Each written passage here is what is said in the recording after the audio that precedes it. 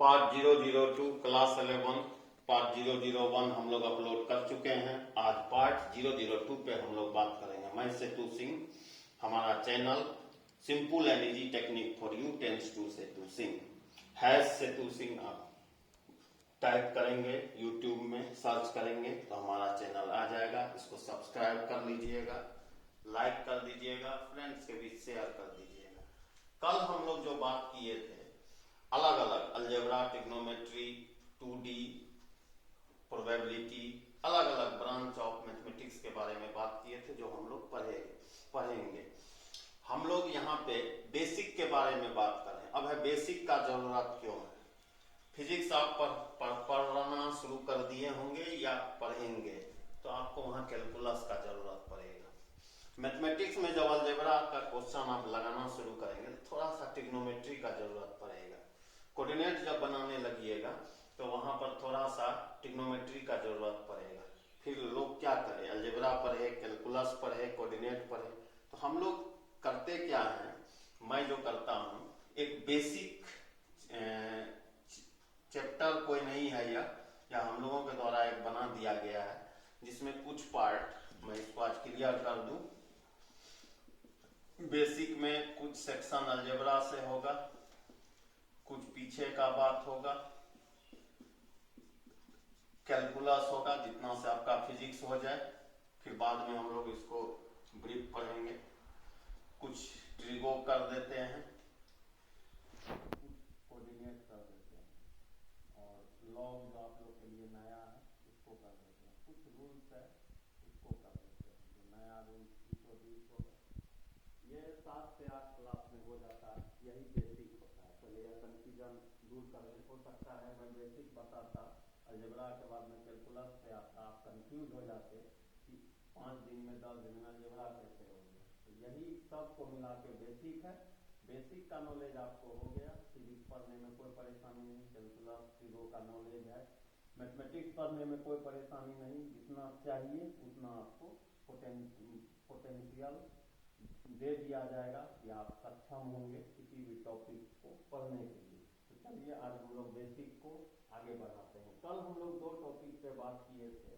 Tree diagram of number पहला था और दूसरा टाइप्स ऑफ इक्वेशन, इक्वेशन क्या है इसके बारे में समझे थे। तो इसको लिखने का कोई जरूरत नहीं है, मैं यह चीज सिर्फ समझा दिया किस तरह से इसको लिखा जा सकता है। अभी हम लोग थोड़ा सा इक्वेशन को देखेंगे क्योंकि कल इक्वेशन के फर्स्ट पार्ट को रोके थे।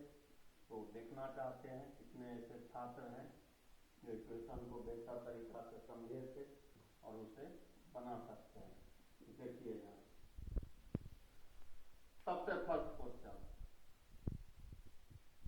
x plus y equal to 10, x minus y equal to 2।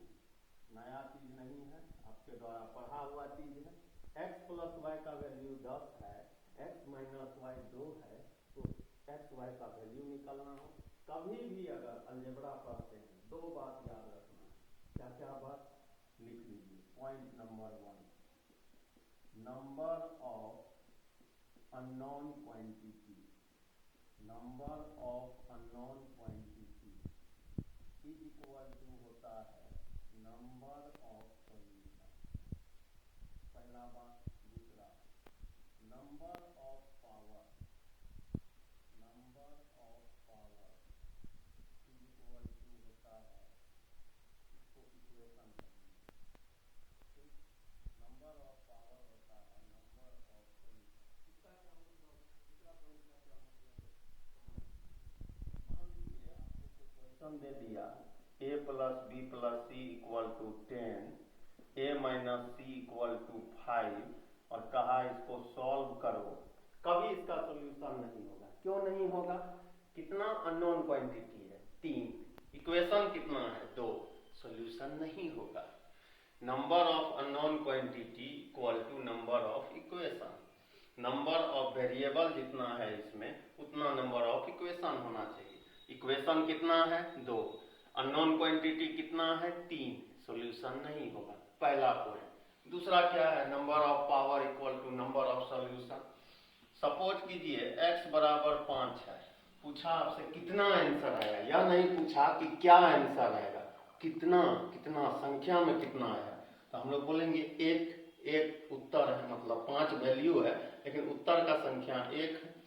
कहीं अगर एक्स स्क्वायर बराबर 4 है तो प्लस माइनस 2 है। पावर कितना था 2, कितना आंसर आया 2, 2 वैल्यू नहीं 2 आंसर है। मैं इसको ऐसे दूर करूं 81, एक्स बराबर क्या होगा प्लस माइनस 2, पावर कितना है ये 2, नंबर ऑफ सॉल्यूशन कितना 2।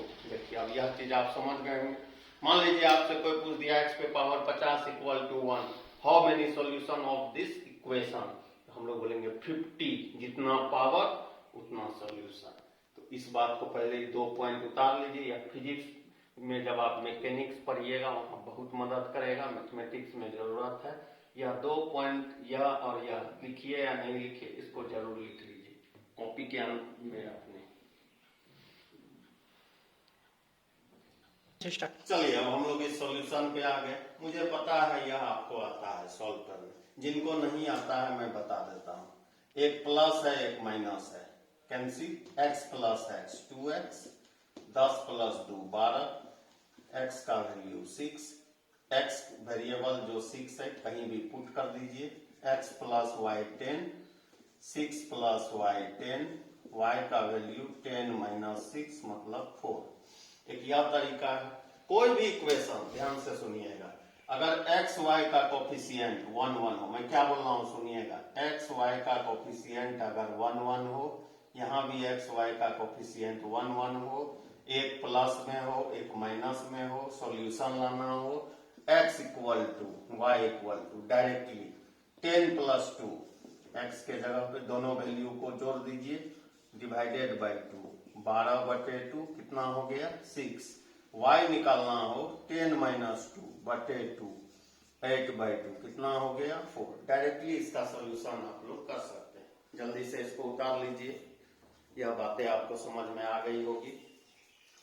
स्टार्ट। देखिए यह सेकेंड क्वेश्चन क्या है, क्वेश्चन x प्लस वाई का वैल्यू 8 है और x y 15 है। 10th में आप लोग y बराबर 15/x फिर पुट किए, क्वाड्रेटिक बहुत लफड़ा जमेला परेशानी। कहीं भी प्रोडक्ट जो होता है उसको फैक्टराइज कर लीजिए। अब सोचिए 15 का एलसीएम लेंगे 5 3, पहले 15 1 15, 5 3 3 5, हर एक को मल्टीप्लाई करेंगे 15 हो रहा है। लेकिन अब देखिए 15 एक्स प्लस वाई इक्वेशन कोई भी वेरिएबल हर एक दोनों इक्वेशन को सेटिस्फाई करेगा। 15 में जब एक जोड़े 16 हो गया, यहाँ 8 है, यह नहीं होगा। 1 प्लस 15 16, यह भी नहीं होगा। 5 प्लस 3 8, यह होगा। 3 प्लस 5 यह होगा। अब इसका आंसर x बराबर 5 y बराबर 3। चूंकि ऑप्शन है, ऑप्शन मतलब होता है या और, दूसरा x3 y 5, यह इस क्वेश्चन का सॉल्यूशन है। आसान तरीका से इसको आप बना सकते हैं, क्वाड्रेटिक में जाने की कोई आवश्यकता नहीं है। इस तरह से सॉल्व कर लीजिएगा।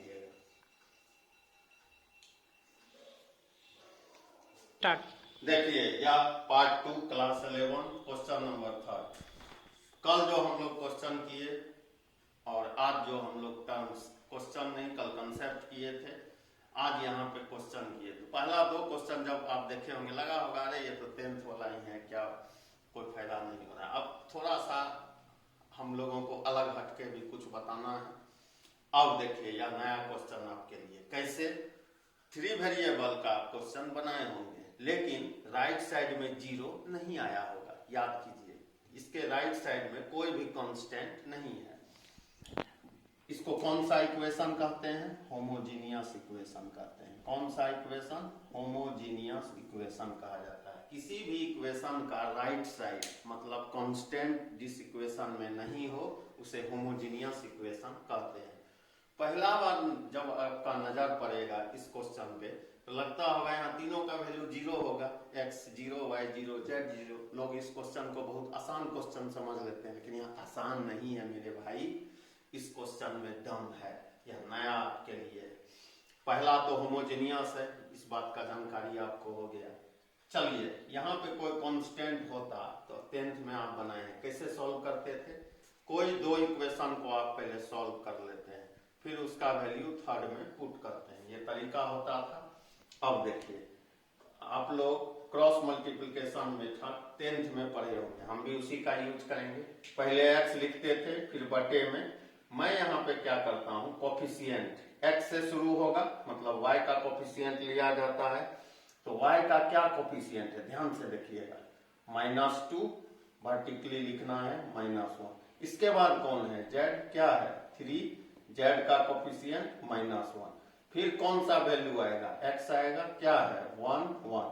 लास्ट में जिससे शुरू किए उसी का कोफिशिएंट लिख लीजिए। ठीक, अब यहाँ देखिए x, यहाँ लिख लीजिए y, यहाँ लिख लीजिए z।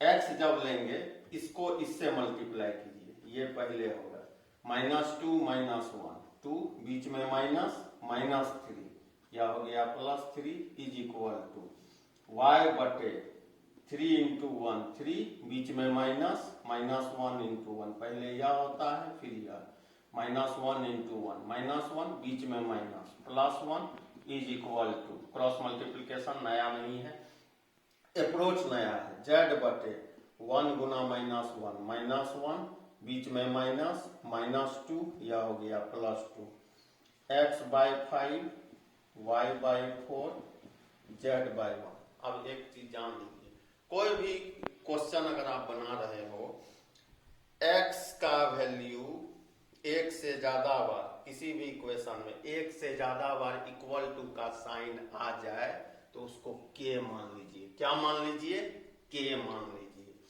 x क्या हो जाएगा 5k, y क्या हो जाएगा 4k, z क्या हो जाएगा k।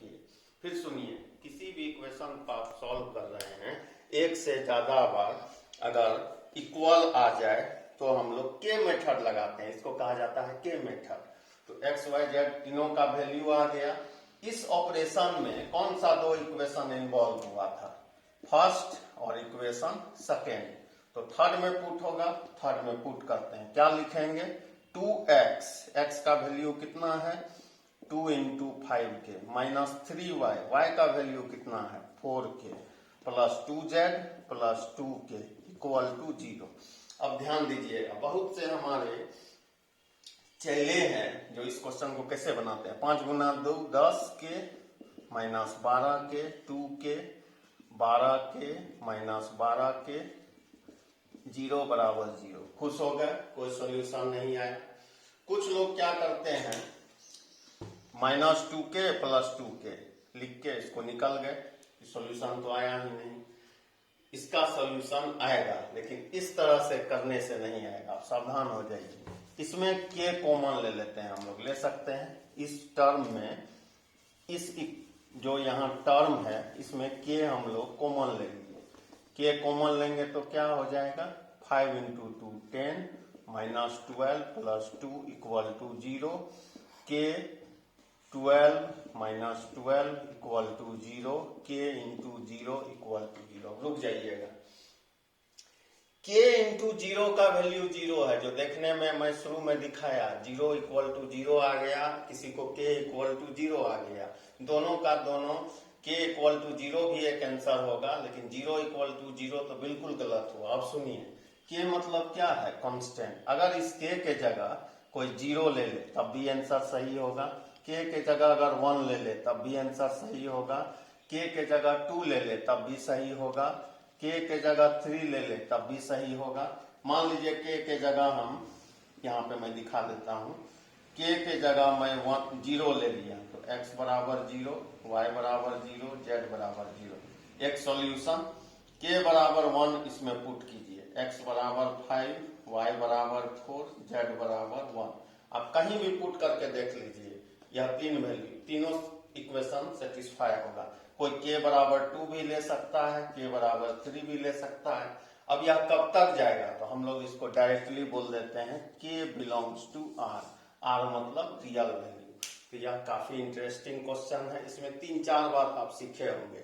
कोई भी 3 होमोजेनियस इक्वेशन को अगर सॉल्व करना हो, होमोजेनियस जिसका राइट साइड 0 हो, सबसे पहला बात इस क्वेश्चन में आप क्या क्या सीखे, सबसे फर्स्ट चीज, फर्स्ट टर्म, किसी भी इक्वेशन का अगर कांस्टेंट 0 0 होगा उसको होमोजेनियस कहते हैं, पॉइंट नंबर 1। पॉइंट नंबर 2, किस क्रॉस मल्टीप्लिकेशन को अगर सॉल्व करना हो, इस तरह के इक्वेशन में x को कवर कर लिए इस तरह, y का कोफिशिएंट, फिर z, फिर x, फिर इसी को लिख दिए, x y z रेशियो आ गया।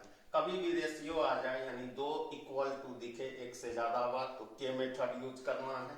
तीसरा बात उस x y z को यहाँ पुट कर देना है। कभी भी k इंटू 0 0 है तो सीधा 0 बोल के नहीं निकलना है। मैं यहाँ केस आपको दिखाया कि इस k का कुछ ना कुछ वैल्यू है, अलग अलग वैल्यू।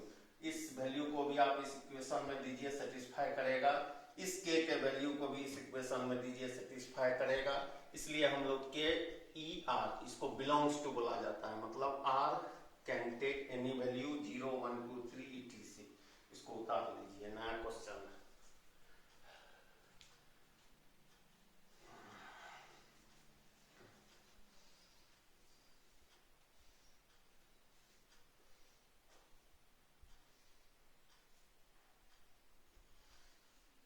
देखिए यह भी चीज आपके लिए बिल्कुल नया होगा, concept of continued sum and product. इसका कहाँ कहाँ यूज होगा? फिजिक्स में बहुत जगहों पे यूज होगा, मैथमेटिक्स में तो होगा ही। सबसे पहला point, continued sum is represented by sigma, इसको सिग्मा सिंबल कहते हैं। सेकेंड पॉइंट इसका पहला का, continued product is represented by prod बोला जाता है। यह पाई नहीं है, पाई जब आप लिखते हैं इस तरह से लिखा जाता है, इसमें थोड़ा गैप है। अब देखिए कंटिन्यूड सम को प्रेजेंट कैसे किया जाता है, किस तरह से लिखा जाता है। समेशन, या एक्चुअली में समेशन है, मतलब एपी अगर आप पढ़े होंगे T1 T2 T3 Tn था, उसको जोड़ते थे तो उसी को समेशन कहते हैं। k का वैल्यू 1, यहाँ a के, यहाँ n। अब ध्यान से समझिएगा, इसको लूप बोलते हैं। यह बोलता है कि k का वैल्यू 1 से स्टार्ट होगा और यह कब तक चलते रहेगा लूप? n तक। मतलब पहले k का वैल्यू 1 हुआ, फिर लूप चला, फिर यहाँ पे 2 दिया, ये 2 हो गया, फिर 3 इसमें पुट होगा, ये 3 कब तक जाएगा? n तक। और समेशन है मतलब सबका जोड़, यही इसका वैल्यू।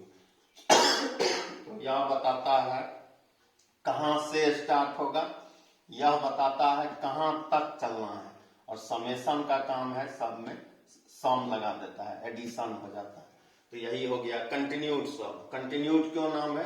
सीक्वेंस में चलता है। सेकेंड चीज है, सेकेंड टर्म है कंटिन्यूड प्रोडक्ट। इसको कैसे डिनोट करते हैं? इस तरह से, यहाँ क्या लिखा होता है? k बराबर 1 an a k। अब देखिए समेशन था तो सारे टर्म को ऐड कर दिए, प्रोडक्ट है तो मल्टीप्लाई कर देंगे। अब a k है, a1 a2 a3 a4 dot dot dot an, सब में मल्टीप्लिकेशन लगा दिए, यही इसका वैल्यू। तो इसका मतलब है कहां से स्टार्ट होगा, इसका मतलब है कहां तक जाएगा, इसका मतलब है कि यह जो टर्म है या प्रॉड कंटिन्यूड प्रोडक्ट, इसका मल्टीप्लिकेशन कर देना, मल्टीप्लाई हो जाएगा।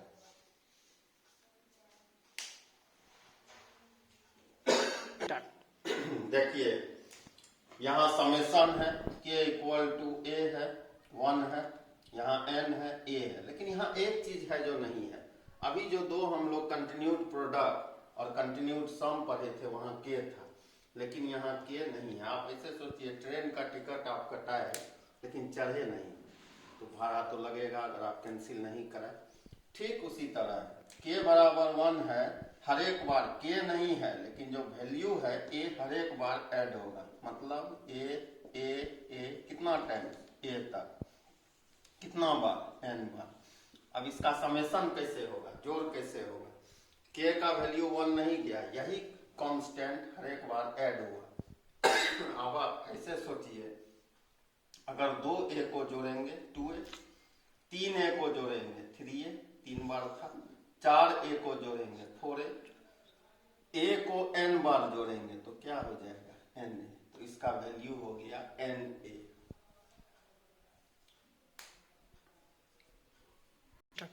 देखिए कल हम लोग जब स्टार्ट किए थे तो ट्री डायग्राम बनाए थे, वहां नंबर के बारे में हम बोले थे। लेकिन मैथमेटिक्स में जब आप जाइएगा तो वहां रेशनल इरेशनल नहीं लिखता है, सिंबॉलिक नोटेशन होता है। तो आज हम लोग उसी तरह से ट्री डायग्राम भी बनाएंगे। इसको कॉम्प्लेक्स नंबर कहते हैं। कॉम्प्लेक्स नंबर है रियल और इमेजिनरी, दोनों को मर्ज मिलाने से बनता है कॉम्प्लेक्स नंबर। यह आप पढ़िएगा, आपका एक चैप्टर ही है। इसके अंदर दो नंबर है इमेजिनरी, कल बताए भी थे, आज सिंबॉलिक नोटेशन में बता रहे हैं रियल नंबर। फिर रियल से दो ब्रांच निकला, यह रेशनल है, यह इरेशनल हो गया। फिर इस रेशनल से दो ब्रांच है, एक इंटीजर हो गया, एक फ्रैक्शनल हो गया। फिर इस इंटीजर से तीन ब्रांच निकलेगा, पहला को बोलेंगे पॉजिटिव इंटीजर, दूसरा निगेटिव इंटीजर और तीसरा होगा जीरो, जो ना पॉजिटिव इंटीजर है जो ना निगेटिव इंटीजर है।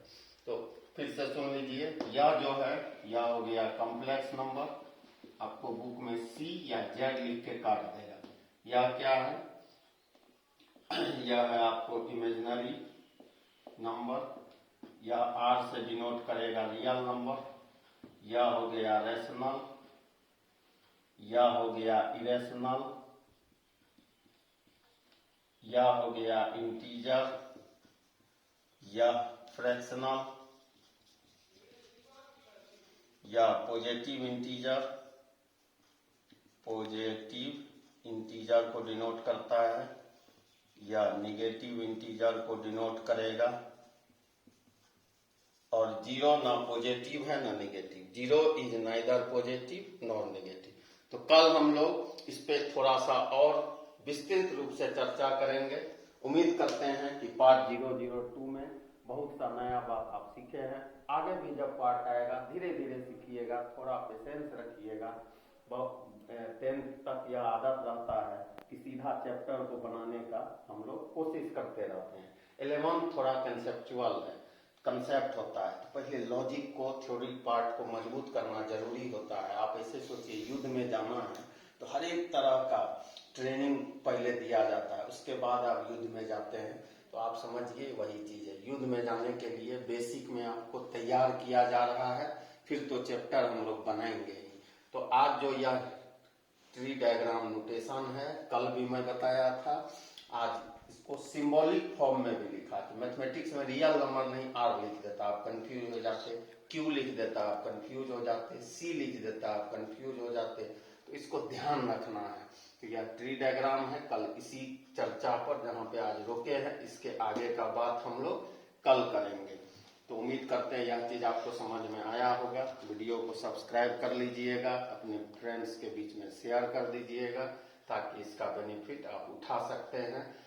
सेतु सिंह सर्च कीजिएगा यूट्यूब में, मेरा चैनल आ जाएगा, आप उसमें वीडियो देख सकते हैं। और क्लास 11 जिस वीडियो पे लिखा होगा पार्ट 001 क्लास 11, सिर्फ वही देखना है, ध्यान दीजिएगा, क्योंकि 12 का जो वीडियो है उसमें कुछ क्लास का मेंशन नहीं है। क्लास 11 को आपको बनाना है, देखना है। सेतु सिंह कल फिर पार्ट 003 के साथ आपके समक्ष उपस्थित होगा। उम्मीद करते हैं वीडियो से पढ़िएगा, देखिएगा, आपको बेनिफिट होगा। कॉपी में जरूर उतार लीजिएगा।